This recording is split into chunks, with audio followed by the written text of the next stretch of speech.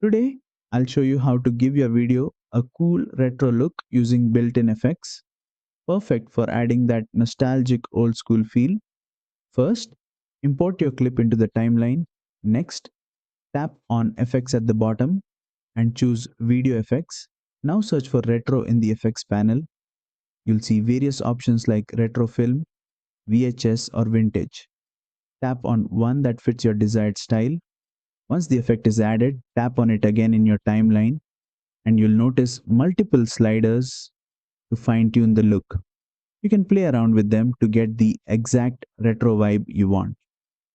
For an even more dramatic effect, you can stack it with other visuals like grain, light leaks, or even add a color filter from the Adjust tab.